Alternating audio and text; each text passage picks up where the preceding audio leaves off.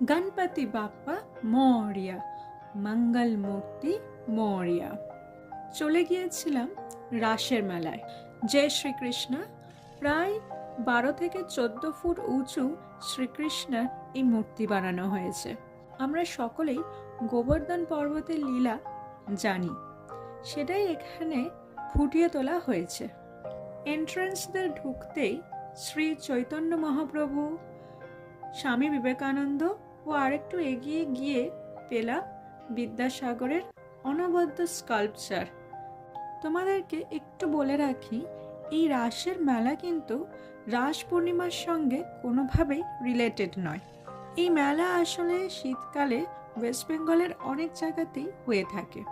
মানুষের এন্টারটেনমেন্ট এবং কোথাও গিয়ে আমাদের বেঙ্গলি কালচারটাকে রিফ্লেক্ট করে।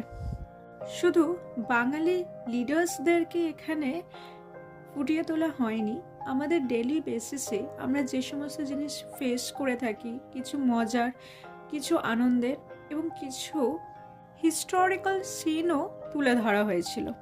গ্রাম্য পরিবেশেরও অনেক জিনিস আমি এখানে দেখতে পেলাম এবং আমাদের শহরেরও কিছু নীতি কথা এখানে দেখা গিয়েছিল। বলতে গেলে এটা এমনই একটা মেলা যেখানে মৃৎশিল্পীর ইনক্রেডিবল ওয়ার্ককে প্রেজেন্ট করা হয় সকলের সামনে।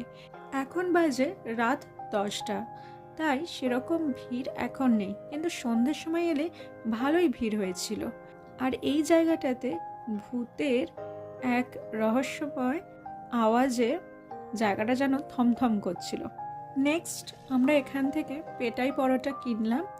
আর একটু এগিয়ে এরকম অনেকগুলোই মূর্তি ছিল। চলুন সেগুলো এবার এক এক করে দেখে নেওয়া যাক। আচ্ছা, আপনি কি আমার চ্যানেলে নতুন? তাহলে প্লিজ সাবস্ক্রাইব করে দেবেন আর পাশে থাকা বেল আইকনটা অবশ্যই ক্লিক করে দেবেন, যাতে নেক্সট টাইম আমি যখন ভ্লগ ছাড়বো তার নোটিফিকেশন আপনার কাছে চলে যায় ইমিডিয়েটলি, উইদাউট এনি ডিলে। ভ্লগটা শেষ পর্যন্ত দেখুন, কারণ আপনাদের জন্য অপেক্ষা করছে একটা চমক, যা আপনারা হয়তো আগে কখনোই দেখেননি। আপনারা যদি কখনোই রাসের মেলায় গিয়ে থাকেন তাহলে একটা লাইক করে দেবেন, আর যদি কখনো না গিয়ে থাকেন তাহলে কমেন্টে রাধে রাধে নিশ্চয়ই লিখে দিয়ে যাবেন। এটা অ্যাকচুয়ালি ডেপিক্ট করছে জমালয়ের পুরো চিত্রটা। যদি ভালো কর্ম করে থাকো তাহলে গীতা মাথায় দিয়ে তোমার জীবন যাবে, আর যদি এরকম বাজে কর্ম করে থাকো, যেটা তোমরা পিছনের ব্যাকগ্রাউন্ড পিকচারে দেখছো, তাহলে তোমাকে আগুনে গরম তেলে রান্না করবে।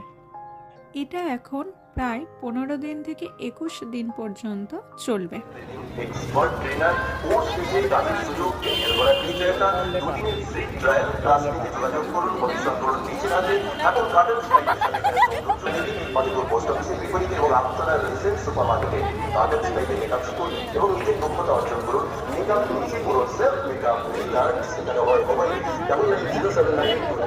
যে চমকের কথা তোমাদেরকে একটু আগে বলছিলাম সেটা হলো এটাই, দুষ্মন্ত শকুন্তলা। কি ভাবছেন এটাও বুঝি মূর্তি? না না, এটা আসলে মানুষ। এইভাবেই এই ঠান্ডার মধ্যে সেজে বসে আছে। দেখে বোঝাই যাচ্ছে না যে এটা মূর্তি নয়, আসলে মানুষ।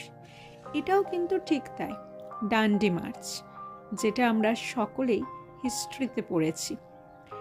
এনারা সকলেই কিন্তু রক্ত মাংসের মানুষ। এই আর্টটাকে বলা হয় স্ট্যাচু আর্ট, যেখান থেকে বাচ্চারা স্ট্যাচু গেম খেলে, তারই উৎপত্তি। যে ঠান্ডার মধ্যে আমি সোয়েটার এবং সকলেই হুডি, কেউ মাফলার, কেউ আবার গ্লাভস পরে আছে, সেখানে দাঁড়িয়ে এনারা এইভাবে ঘন্টার পর ঘন্টা একটুও না নড়াচড়া করে দাঁড়িয়ে আছে। Hats off to this art. আচ্ছা, আপনারা কি এরকম আর্ট আগে দেখেছেন? এটা হচ্ছিল ফতেপুরে। তাই যদি আপনারা কেউ ডায়মন্ড হারবার বা রায়চকে ঘুরতে আসেন তাহলে কিন্তু একবার হলেও এই রাসের মেলায় ঘুরে যাবেন।